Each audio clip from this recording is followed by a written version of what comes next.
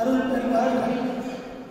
அதேபோல சமய பெரியோர்களும் சிந்தனையாளர்களும் இசைக்கலைஞர்களும் நமது ஆலயத்திற்கு வருகை தந்து முருகப்பெருமானை போற்றி புகழ்ந்து வழிபட்டிருக்கின்றார்கள். அந்த வரிசையிலே தமிழ் கலாச்சாரம் ஓங்கி மிதக்கின்ற மலேசிய திருநாட்டிலிருந்து திரு வாழை மாமுனிவர் சுவாமிகள் அவர்கள் இங்கே வருகை தந்திருக்கின்றார்கள்.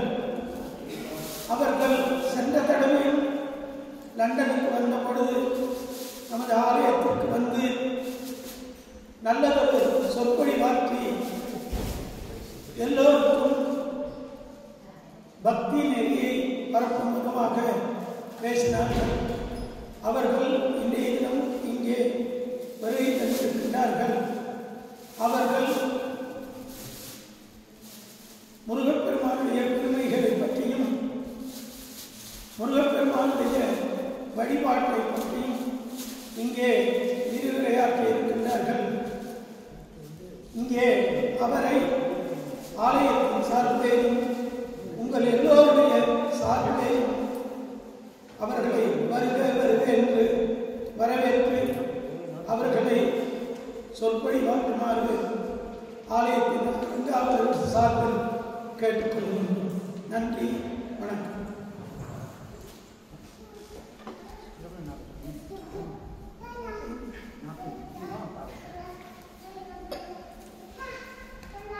கருணே வடிவான ஆதிசக்தி அன்னையை திருக்கருணையால்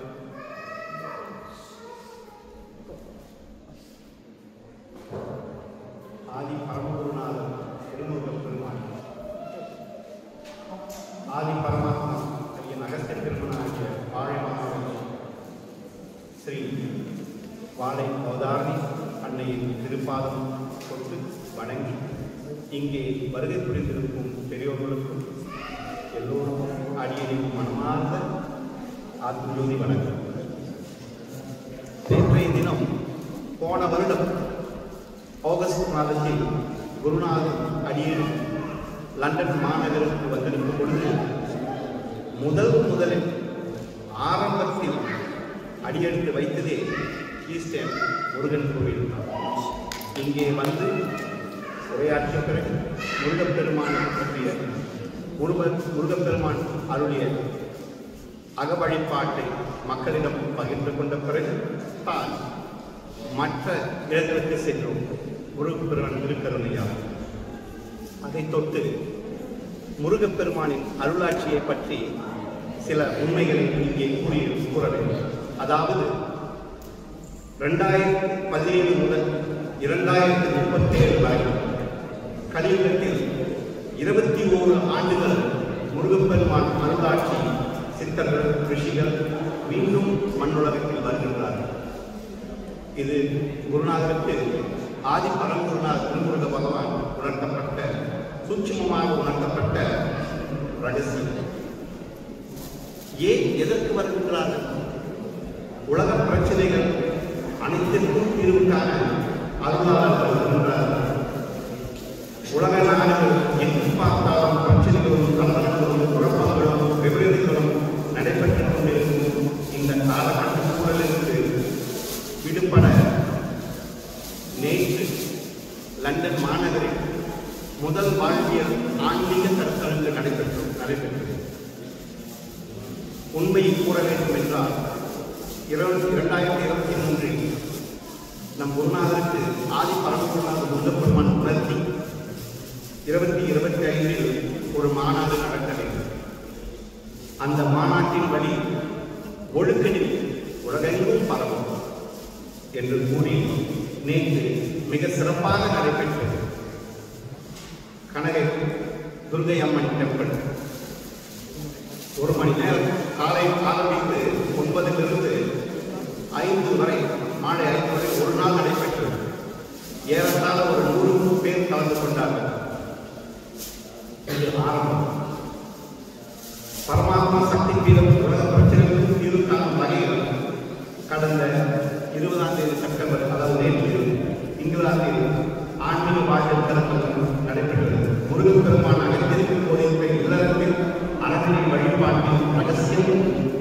ஞான தத்துவங்களின் தொகுப்புகளை கொண்டு இக்கருத்தரங்கு நடத்தப்பட்டது. மனித குலத்தை மேம்படுத்த மலேசியா, தமிழகம், கர்நாடகம் போன்ற மற்றும் இங்கிலாந்தில் வந்த ஆன்மீக சொற்பொழிவாளர்கள் உரையாற்றினார்கள்.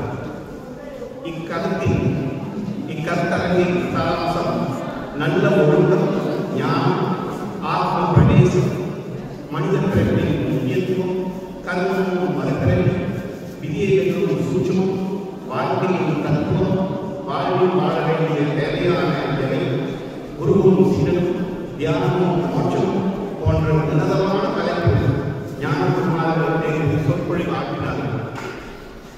வரவேற்பு மிகவும் அருமையாக இருந்தது. அந்த சொற்பொழில் கலந்து கொண்டவர்கள் 100 பேர் ஏறத்தாழ இருந்ததும் அவர்கள் தேடலின் ஏக்கம் நிறைய இருந்தது. ஏனென்றால் கேள்வி கேட்டார்கள். சரியான வழிகாட்டு இல்லாமல் தனிக்கும் மக்களை பிரிக்க மேம்படுத்த ஆதிசக்தி பேராசியார் முருகன் பெருமானின் திருவருளால், அகத்திய மகரிஷின் ஒருவர்களாலும், ஆன்மீக நெறிப்பரப்பும் ஞான குருவர்களால் குருமார்களின் துணையோடு இல்லறத்தோர் சுவிட்சம் பெற இந்த கருத்தரங்கம் வழிவகுக்கிறது.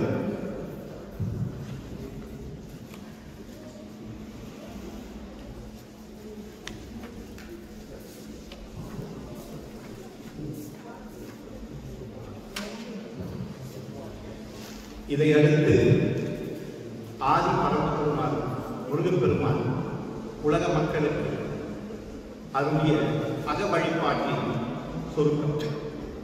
முருகப்பெருமான் அருளிய அக வழிபாட்டின் தொடர்ச்சியாக நல்ல எண்ணம், சொல், செயல் உருவாக வேண்டும் என்றால் முதலில் முருகப்பெருமானின் 6 தெய்வ திவ்ய குணங்களை கடைபிடிக்க வேண்டும். அதாவது அன்பு, அறம், பாசம், பணிவு, பரிவு, சாந்தத்தை கடைபிடிக்க வேண்டும். ஏனென்றால் இந்த கலியை எதிர்நோக்க இந்த கலியில் ஏராளமான துன்பங்கள், துயரங்கள் நிறைந்து வருகின்றன. கலி முட்டிவிட்டது. இன்னும் போக போக இதைவிட மோசமாக ஒரு சூழ்நிலை உருவாகும். மக்கள் ரொம்ப துன்பப்படுவார்கள். இதை உணர்ந்த கருணையே வடிவான ஆதிசக்தி அன்னை, ஆதி பரம்பொருளா திருமுருக பகவான், ஆதி பரமாத்மாகிய அகஸ்திய பெருமானாகிய வாழைம மகரிஷி சித்தரிஷி குருகுலம் என்ற குருகுலத்தை ஆரம்பித்து பத்துக்கே அருகிலே சித்தரிஷி குருகுலம், சித்தரிஷி மலை, அகஸ்தியர் மலை என்று கூறுவார்கள். அது சித்தரிஷி குருகுலத்தை தொடங்கி குருநாதரின் உயிரான ஒழுக்க நெறியை கடைபிடித்து மக்களெல்லாம் சுபிச்சம் பெற வழிவகுத்து வருகின்றார்கள். ஒழுக்க நெறி என்றால் என்ன? முருகப்பெருமானின் 6 தெய்வ திவ்ய குணம், அதாவது அன்பு, அறம், பாசம், பணிவு, பரிவு, சாந்தம், இதை கடைபிடித்து வாழ வேண்டும். ஏனென்றால் ஏன் இந்த 6 தெய்வ திவ்ய குணங்களுக்கு அவ்வளவு ஒரு முக்கியத்துவம் தரப்படுகின்றது? இந்த கலியை எதிர்நோக்க, கர்மவினை கழிக்க, கர்மவினையை குறைக்க இதுதான் ஆயுதம். இந்த முறையான ஒழுக்கத்தை, குணங்களை, 6 முருகப்பெருமானின் குணங்களை கடைபிடித்து வரும்பொழுது 6 அசுர குணங்களாகிய இடும்படின் 6 அசுர குணங்களாகிய காமம், ஆணவம், காமம், கோபம், கல், கொலை, களவு நம்மை விட்டு விலகும். நம் ஒவ்வொருவருக்கும் இருக்கும், இந்த உலகத்தில் இருக்கும் எல்லா பிரச்சனைக்கும் காரணமே இந்த அசுர குணம் தான். ஆணவம், கோபம், எதை எடுத்தாலும் நமக்கு முன்னுக்கு கோபம் வரும். மனைவி கணவரோடு, கணவர் மனைவியோடு, இவர்கள் பிள்ளைகளோடு கோபம், சண்டை, சச்சரவு அதிகமாக பார்க்கிறோம். இதற்கெல்லாம் காரணம் குணம். அந்த குணத்தினால் கர்ம வினையும் அதிகரிக்குமே ஒழிய குறையாது, துன்பங்கள் தான் அதிகரிக்கும். இதை நிவர்த்தி பண்ணுவதற்கு நாம் ஏற்கனவே கொண்டு வந்த சங்கீத பாவத்தை இப்பொழுது பிராரப்த பாவமாக அனுபவித்துக் கொண்டிருக்கின்றோமே. இதற்கு ஒரே வழி முருகப்பெருமானின் 6 தெய்வ திவ்ய குணங்களை கடைபிடித்து வாழ்வதுதான். இதையேத்தான் ஆறுபடை என்றும் சொல்லி வைத்தார்கள். இதுதான் கவனிப்பார். ஏன் இந்த ஆறு முருகப்பெருமானை தெய்வ திவ்ய குணத்தை இவ்வளவு அழுத்தமாக சொல்கிறோம் என்றால், நாம் முருகப்பெருமானின் திருஸ்தலத்திற்கு வரும்பொழுது, இந்த ஆலயத்திற்கு வரும்பொழுது எல்லா தெய்வங்களையும் நாம் நிறைவேற்றி கொண்டு வருவோம். இங்கே அமர்ந்து பூஜையில் கலந்து கொண்டு இருக்கும் பொழுது திடீர்னு யாராவது ஒரு நாள் ஒரு ஆள் தண்ணீர் மேலே பட்டால் மன்னிச்சிடும். சரிங்க, மன்னிச்சுட்டு போயிருக்கீங்க. சமயத்தில் பழகி விடும்போது கூட உடனே ஓடி நம்மளாம் எல்லா தெய்வ உணவுகளும் நம்மிடம் இருக்கும். கோயிலுக்கு போன கையோட, வீட்டுக்கு போன கையோட உட்கார்ந்து இருக்கும்போது குழந்தைகளும் யாராவது திடீர்னு நம்ம மேலே தண்ணி ஊற்றிட்டாங்க, உடனே ஒரு அடி கோபம் முன்னுக்கு வரும். நாம் எப்படி இந்த ஆலயத்தில் தெய்வ குணங்களோடு முருகப்பெருமானை வணங்குகின்றோமோ, அந்த எல்லா தெய்வ குணங்களும் வாழ்க்கையில் முழுமையாக கடைபிடித்து வர வேண்டும். அதுதான் குருநாதரின் உயிரான இலக்கு.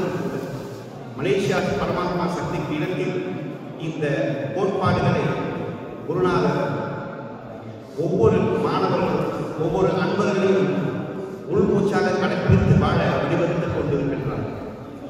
ஆனால் ஆதிசக்தியின் வாக்கு, மகனே வாழை சித்தா, என் மைந்தனே, நம் ஞானஸ்தல மக்கள் மட்டும் ஞானம் பெற்றால் போதுமா? மற்ற நாட்டு மக்களும் அவர்களை ஞானம் பெறுவதற்கும் அது நம் கடமையல்லவா என்று கூறிய காரணத்தினால் 2025 லண்டன் மாநகரில் ஒரு ஒழுக்க நெறி கருத்தரங்கம் வாழ்வியல் கருத்தரங்கை நடத்தி மக்களுக்கு காட்சி கொடுத்து அவர்களையும் வழிநடத்த வேண்டும் என்று ஆதிசக்தி அன்னை கேட்டதின் அடிப்படையில் குருநாதர் இங்கே மீண்டும் இருக்கின்றார். குருநாதர் காலப்பூராக கடந்த சில வருடங்களும் கடும் அர்த்தமானத்தில் இருக்கின்றார். பேசும் தேவைப்பட்டால் பேசுவார், பெரும்பாலும் பேசவே மாட்டார். இருந்தாலும் ஆதிசக்தி அன்னை கருணையால், ஆதி பரமகுருநாதர் திருக்கருணையால் வெளிநாட்டுக்கு போய் வாங்க மகனே, ஏராளமான ஆத்மாக்கள் தவமிருந்து காத்துக் கொண்டிருக்கின்றார்கள். வாழ்க்கை முன்வதற்கு உலக வாழ்க்கை மட்டுமல்ல, உயிர் வாழ்க்கைக்கும் அவர்களுக்கு வழிகாட்ட வேண்டும் என்று வழிகாட்டுவது ஒழுக்க நெறி மட்டுமே. ஒழுக்க நெறிதான் உலகம் பூரா குருநாதர் பறைசாற்றிக் கொண்டிருக்கின்றார். ஏனென்றால் இந்த 6 தெய்வ குணங்களை நாம் கடைபிடிக்கும் பொழுது கர்ம வினை கட்டாயமாக நம்மை விட்டு விடுவோம். எவ்வளவு கஷ்டம் வந்தாலும் அதை எதிர்நோக்கக்கூடிய உடல் பக்குவத்தையும் உள்ள பக்குவத்தையும் குருநாதர் தருவார். ஆதி பரமகுருநாதர் முருகப்பெருமான் தருவார். அதில் எந்த ஒரு சந்தேகமும் கிடையாது. இதை உணர்ந்த போகர் மகாரிஷி பல நூற்றாண்டுக்கு முன்னே முருகப்பெருமானை கூண்டில் வைத்து அழகப்பார். எல்லா தெய்வ திவ்ய குணங்களும் நிறைந்த முருகப்பெருமான் ஒன்றிலும் அசுர குணமாகிய விடுபடை கீழே வைத்தார். அது ஒரு கோமை, ஒரு சிம்போலிசம். உண்மையான நோக்கம் என்றால் குணத்தில் உயர்ந்தவர் முருகப்பெருமான், குணத்தில் தாழ்ந்தவர் அசுரன். இதுதான் நம் வாழ்க்கை, வேற ஒன்றும் கிடையாது. குருநாதர் சொல்வதெல்லாம், ஆதி பரமகுருநாதர் முருகப்பெருமான் சொல்வதெல்லாம் பணத்தை தேடுங்கள். பணம் மிகவும் முக்கியம். அதே வேளை குணத்தையும் தேடுங்கள், பொருளை தேடுங்கள். வாழ்வதற்கு பொருள் முக்கியம், அதோடு அருளையும் தேடுங்கள். இங்கே நம்ம சன்னிதியில் வருவதே ஒரு பெரிய பாக்கியம்.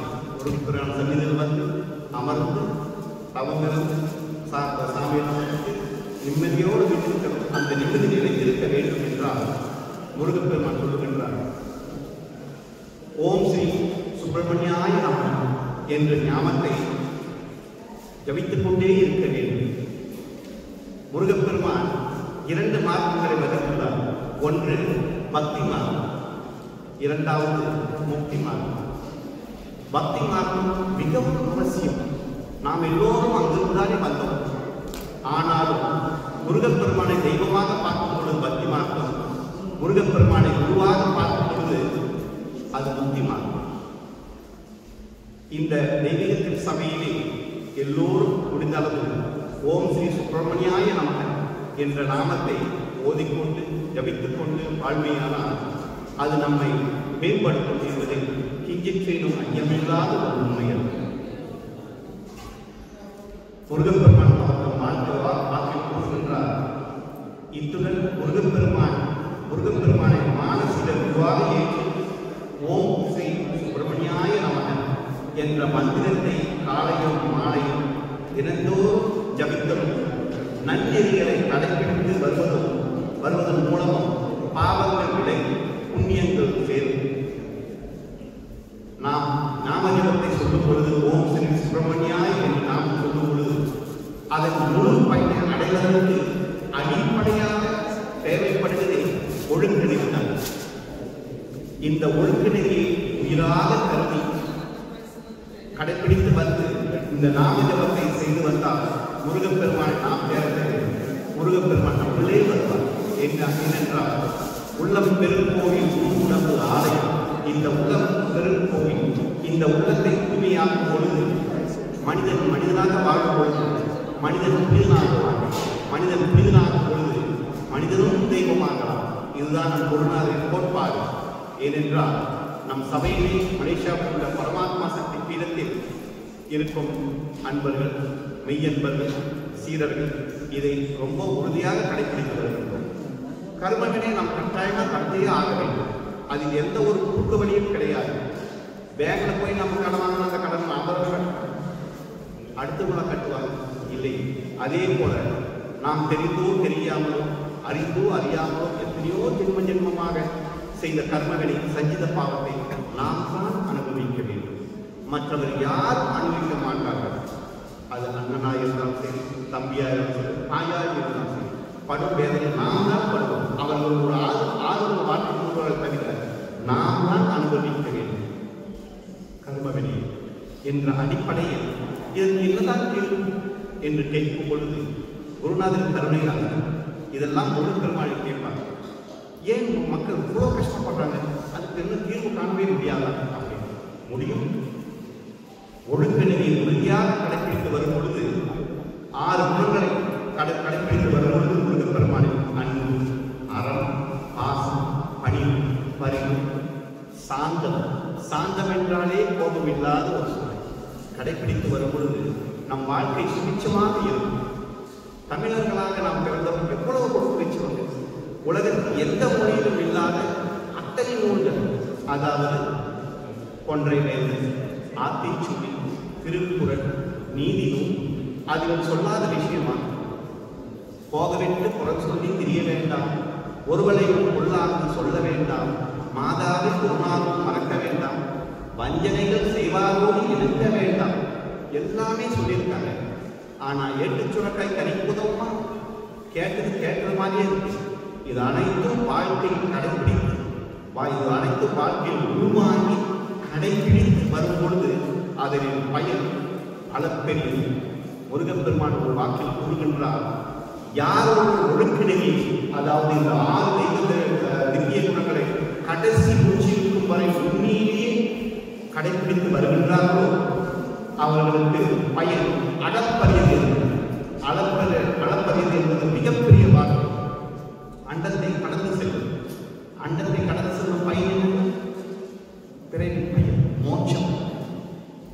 யாருக்கும் எட்டாத வாக்கியம். இந்த கலியுகத்தில் கடுமையாக தவம் இருக்க தேவையே இல்லை. மோட்சம் வேண்டும் என்றால் தவம் இருக்க தேவையே இல்லை.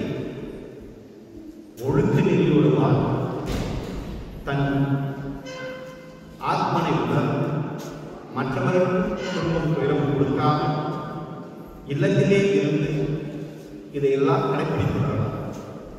முருகப்பெருமான் குடும்பத்தோடு இருந்தார். அவர் சிறந்த பரமேஸ்வரனாக ஐயன் அகஸ்திய பெருமானும் குடும்பத்தோடு இருந்தார். அவரை வழியில் வந்த மிக சிறந்த ஐயன் வாழைமான் மகர்ஷியும் குடும்பத்தோடு இருக்கின்றார். இதெல்லாம் எவ்வளவு பெரிய உண்மை, எவ்வளவு பெரிய ஆதாரம். இல்லற ஞானிக்கு இணையில்லை உலகத்தில். குடும்பத்திலிருந்தே இது சாதிக்க வேண்டும். நாம் மோட்சம் பெறுவதற்கு காட்டுக்கோ மற்ற மலைக்கோ போக தேவையில்லை. ஓடித்தவம் செய்வதெல்லாம் பேடித்தனம் என்று சித்தர்கள் கூறுவார்கள். அதன் அடிப்படையில் வேண்டியதெல்லாம் ஒழுங்கு. ரொம்ப அழகான இந்த கலியுகத்தில் கஷ்டப்படும் மக்களை பார்த்து கருணையே வடிவமான ஆதிசக்தி அன்னை ஆதி பரமகுருவான் கீழறங்கி வந்து மக்களுக்கு உதவி செய்யும் பொருட்டு இந்த இந்த கோட்பாடுகளை கொடுத்திருக்கின்றார். ஆனால் பெரும்பாலும் இதை மேடை பேச்சிலும் பட்டிமன்றத்திலும் அல்லது மாநாட்டிலும் கேட்கலாம். பரமாத்மா சக்தி பீடத்தில் முழுக்க முழுக்க செயலாக்கம் மட்டுமே. யார் வந்து அதை செயலாக்கம் செய்கின்றார்களோ மனிதன் மனிதனாக வாழ வேண்டும். யாராலும் கேட்கணும். கண்ணில் இருக்கு, பார்வை என்ன? காம பார்வை இருக்கு, கோப பார்வை இருக்கு, போட்டி பார்வை இருக்கு, பொறாமை பார்வை இருக்கு, ஏராளமான பார்வைகள் இருக்கிறது. அதே போல் மனிதர்களும் நரியும் இருக்கின்றார்கள், யானையும் இருக்கின்றார்கள், புலியும் இருக்கின்றார்கள், முத்தகம் இருக்கிறார், முனிவரும் இருக்கின்றார்கள். அதற்கெல்லாம் காரணம் குணம். ஏதோ ஒரு காலத்தில் முருகப்பெருமான் எத்தனையோ யுகத்துக்கு முன்பு முருகப்பெருமான், ஐயன் அகஸ்திய பெருமான், தெய்வங்களெல்லாம் நாம் ஒரு மனிதராக வாழ்ந்தோம், மனிதராக வாழ்ந்தவர்கள். அவர்கள் இந்த உயர்ந்த நிலைக்கு வருவதற்கு காரணமே குணம். நாம் ஒருவரை பார்த்து சுவாமி என்கின்றோம், முனிவர் என்கின்றோம், பெரியவர்கள் என்று வணங்குகின்றோம். அவர்களுக்கும் நமக்கும் என்ன வித்தியாசம்? குணத்தில் உயர்ந்தவர்கள், நேர்மைக்கு உட்பட்டவர்கள். முருகப்பெருமானின் தெய்வீக திவ்ய குணத்தை அன்பு, அறம், பாசம், பணிவு, பரிவு, சாந்தம் இவை முழுமையாக உருவாக்கி 6 அசுரகுணமாகிய ஆணவம், காமம், கோபம், கலப்பு, சோம்பல் இதை மெல்ல மெல்ல நடிக்கிறது. இது சாதாரண விஷயம். நாம் ஒழுக்கமாக தான் இருப்போம். நம்மை சுற்றியுள்ள சூழ்நிலை வேறமாக இருக்கும். வேலை செய்கிற இடத்துல சரி, மற்ற இடத்துல சரி. ஆனால் இதையெல்லாம் சகிப்பு தன்மையோடு ஏற்றுக்கொண்டு முருகப்பெருமானை ஒருவாக வணங்கி ஓம் ஸ்ரீ சுப்பிரமணியாய நமः என்ற நாமத்தை தினந்தோறும் நேரம் இருக்கும்போதெல்லாம் தவிச்சுக் கொண்டே வரும் பொழுது அதற்கு பலன் அதிகம். கர்ம வினை கட்டாயமாக கணிக்க முடியும். நாம் செய்து நாம் தானே அனுபவிப்போம். ஆனால் முருகப்பெருமான் ஆதிபரமாக உள்ள முருகப்பெருமான் துணையோ உருவாக இருந்து நம்மை வழிநடத்தி வருவார். இதையெல்லாம் நாங்கள் அனுபவித்து பேசுகின்றோம். இதை உலக மக்களும் அனுபவிக்க வேண்டும். ஏன்னா இது ரொம்ப பேர் கஷ்டப்படுறாங்க. குருநாதர் பல காலம் கஷ்டப்பட்டு இதையெல்லாம் முருகப்பெருமான் என்ற பெற்ற தகவல்கள். இன்றைய முக்கியமான ஷேரிங்கை பகிர்வை முருகப்பெருமானை வணங்கும் முறை. அகத்தில் வணங்க வேண்டும். முருகப்பெருமானை புறத்தில் பார்க்கும் பொழுது அகத்தில் வணங்க வேண்டும். முருகப்பெருமானை உருவாக வேண்டும். அப்பொழுது பலன்கள் அதிகமாக இருக்கும். இந்த காலகட்டத்தில் ஏராளமான மன உளைச்சல், அதாவது ஸ்ட்ரெஸ் நம்ம அலசி பார்த்தோம்னா அதற்கு மூல காரணமே குணம். ஒருவர் நம்ம ஏசுவாங்க. வீட்டில் கணவராக இருக்கலாம், அல்லது மனைவியாக இருக்கலாம், அல்லது பிள்ளைகளாக இருக்கலாம், அல்லது வேலை செய்கிறவர்களாக இருக்கலாம். அதை உடனே நம்ம என்ன பண்ணுவோம்? அவர்கள் திருப்பி ஏசுவோம். அந்த நேரத்தில் சாந்தம் என்ற குணத்தை, முருகப்பெருமான் குணத்தை கடைபிடித்து அமைதியாக அவர்களையும் நேசிக்க ஆரம்பித்து மன்னிக்கும் தன்மை வளர்த்து கொண்டால் மழையோடு வருவது, மலையளவில் வருவது மனுவலாக மாறிவிடும் பிரச்சனை. நீங்கள் நல்லா சிந்திச்சு பாருங்க. இதெல்லாம் நம்ம அன்னாடிக்கு எதிர்பார்க்கக்கூடிய சில சமயம் பிள்ளைகளை, சில சமயம் மனைவி மக்கள் யோசிக்கும். அந்த பொறுமை இருக்காது. இந்த நல்ல குணத்தை வளர்க்கும் பொழுது நாம் குடும்பமே, நம் குடும்பமே சொல்லும் ஆனந்தமாக இருக்கும். ஒன்று. இரண்டாவது, துன்பத்தை நாம் தான் கரைக்க வேண்டும். கனியில் பூங்கன்றனா 3000 வருடத்துக்கு முன்பே கூறினார். யாரும் முறை யாரும் கேள்வி தீயும் நன்றும் செய்யவா. அதாவது என்ன சொல்ல வர்றாருன்னா, எல்லா உலகத்தை கூட அத்தனை பேர் எனக்கு உருவாக்க வேண்டியதான். அவங்களால எனக்கு நன்மையும் செய்ய முடியாது, அவர்களால எனக்கு நன்மையும் செய்ய முடியாது. ஏன்னா இந்த பிறவியை நான் செய்த கர்மவினையாக எடுத்துக்கிறேன். யாராவது ஒரு பிரச்சனை கொடுக்குறாங்கன்னா அவர்களுக்கு நன்றி சொல்லணும். இவர்கள் மூலம் நான் கர்மவினை கழிக்கிறேன். மனம் ரொம்ப கஷ்டப்படும், ஏற்றுக்கொள்ளாது. இதையேதான் நாம் ஏதோ ஒரு ஜென்மத்தில் மற்றவர்கள் செய்திருப்போம் அல்லவா? இயற்கை பூர்ணமானது. ஆதிசக்தி அன்னை பூர்ணமானவர். ஆதி பரமருடன் பூர்ணமானவர்.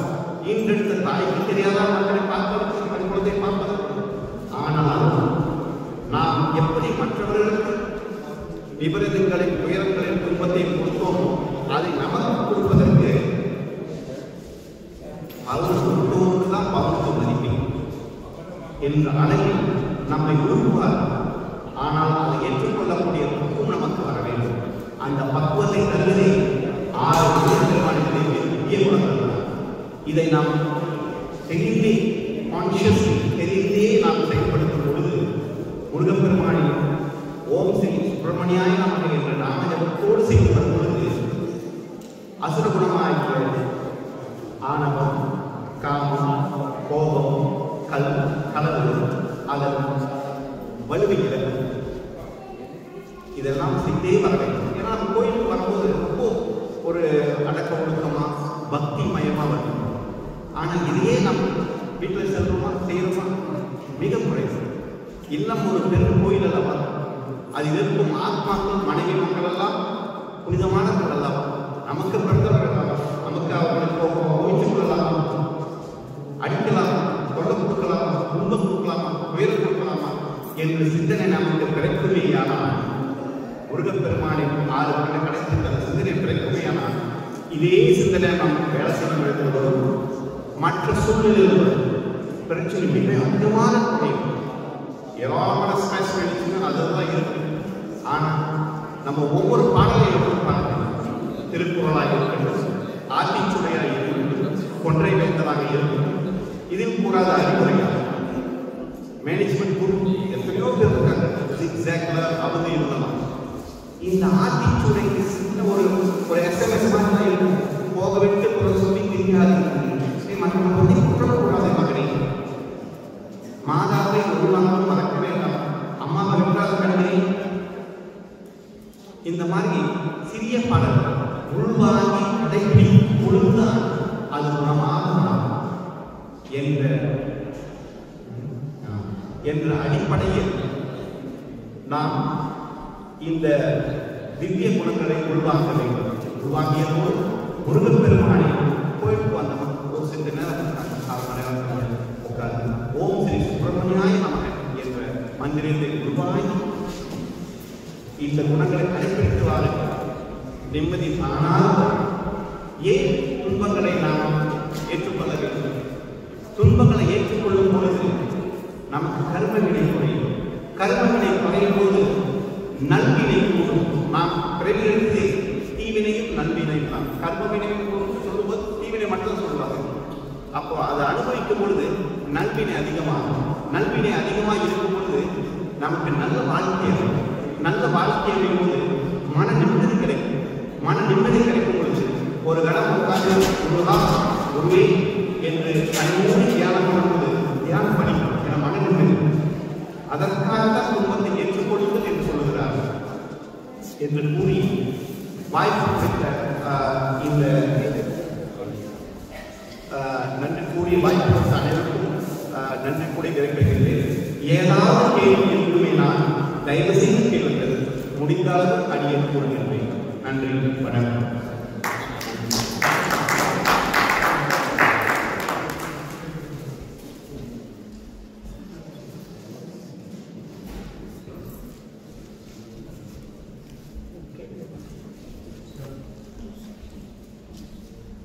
வேற ஏதாவது யாரும் சுவாமி கேட்குறீங்களா?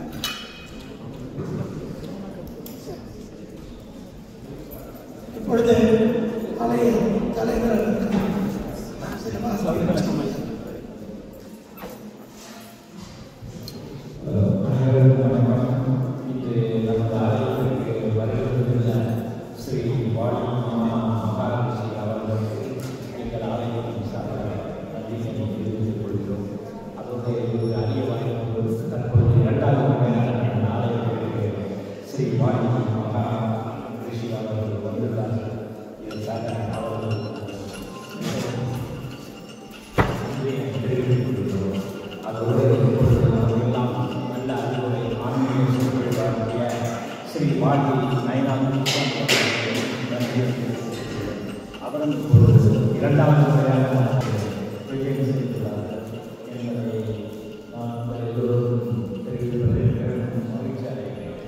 அவர்கள் இன்னும் தண்டனை ஏற்று போன வாரத்தில் பல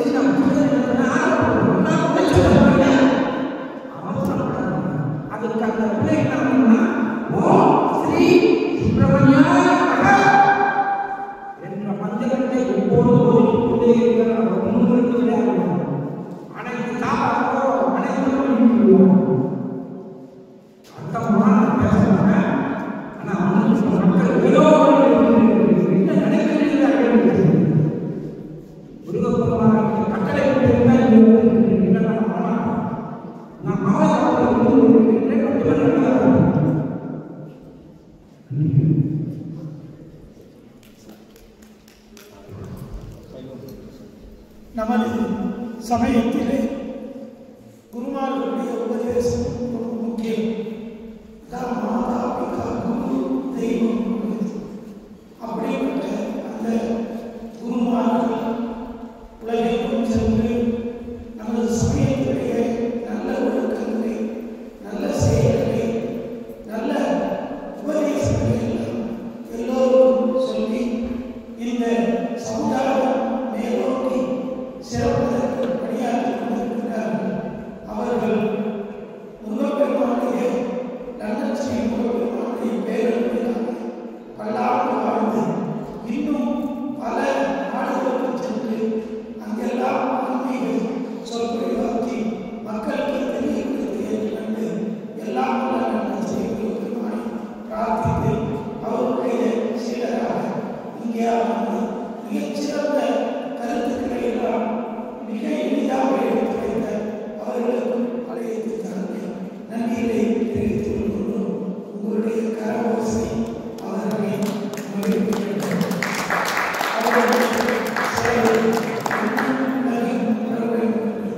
எல்லாம் நன்னச்சை முருகப்பெருமானை வாழ்த்துகிறோம்.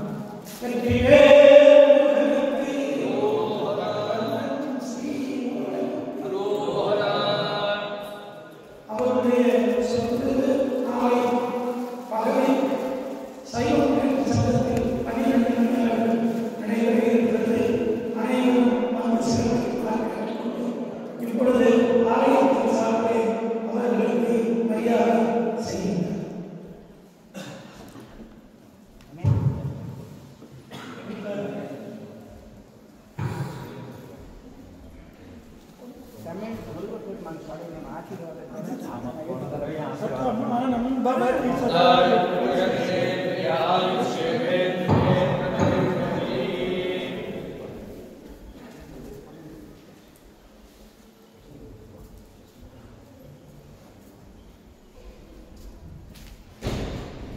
ஓம் ஆனந்தோ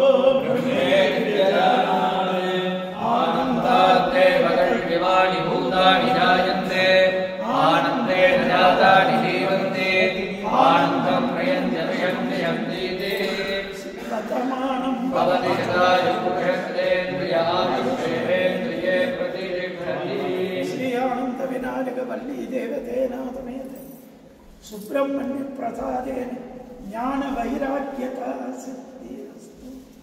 வல்லி தேவதேநாதமேத சுப்பிரமணிய பிரசாத வாங்கி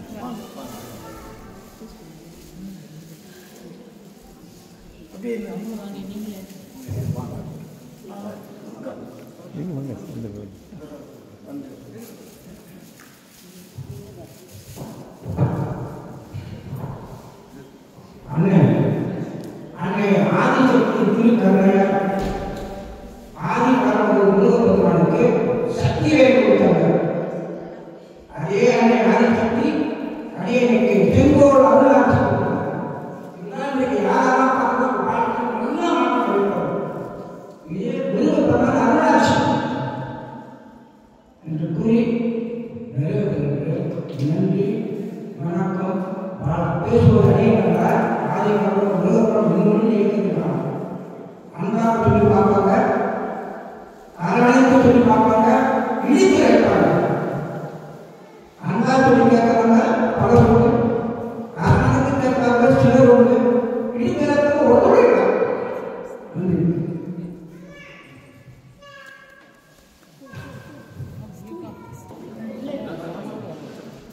நீ பாருங்க.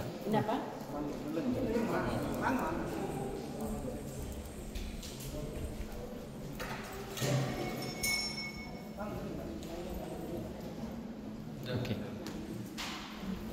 பாருங்க. Very good.